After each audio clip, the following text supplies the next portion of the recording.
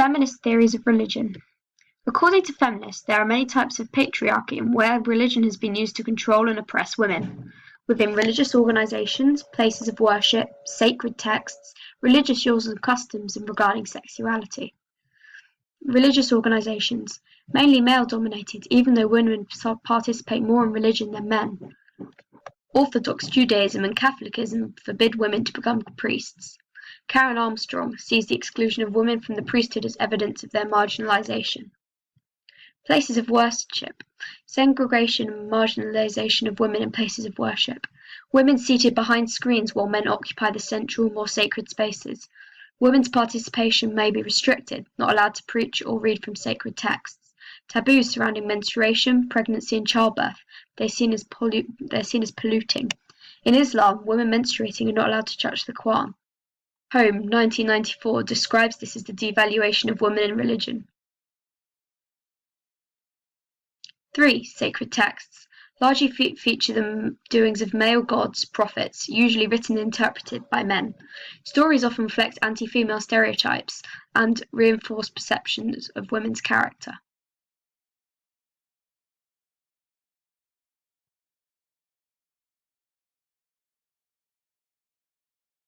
Religious laws and customs. Women tend to have fewer rights than men, i.e. in divorce, access to divorce, how many times they can marry, dress codes, etc. Religion also has an influence on cultural norms that lead to an unequal treatment, i.e. genital mutilation or punishments for adultery. Many religions legitimate and regulate women's traditional domestic and reproductive role, i.e. Catholic Church bans abortion, artificial conception. Woodhead, 2002. The exclusion of women from priesthood is evident of the Catholic Church's unease about emancipation of women generally. Religion is patriarchal. Christianity is a patriarchal myth. It eliminates other goddess religions. Christianity is rooted in male pseudo rituals, which is torture cross symbol. It embodies woman-hating. Religion is oppressive to women, used by men to control women.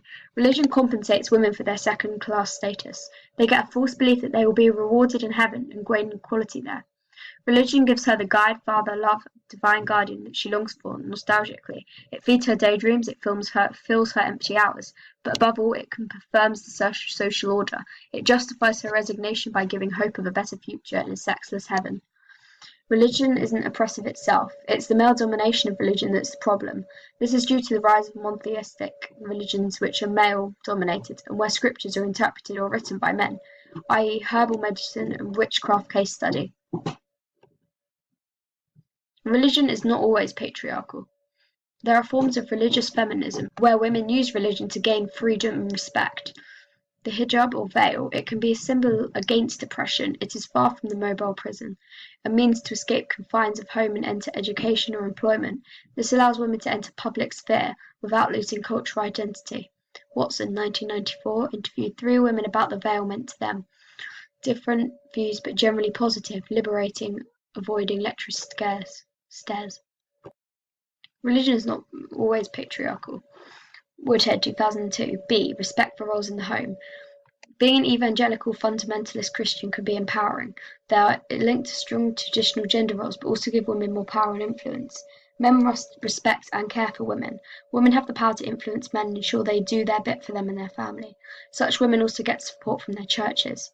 Other points. Gender-neutral language have introduced in many hymns or prayers. No longer have a bay in wedding service. Women rabbis in Judaism since 1972. Women played a significant role in sects, i.e. Quakerism. Sikhism has always shown respect to women. Gurus pleaded for the liberation of women. Gross, 1994. NAMs are very female-friendly in their message and organisation. Islam and benefits for women, e.g. maintaining maiden name when married, veiling as being assertive.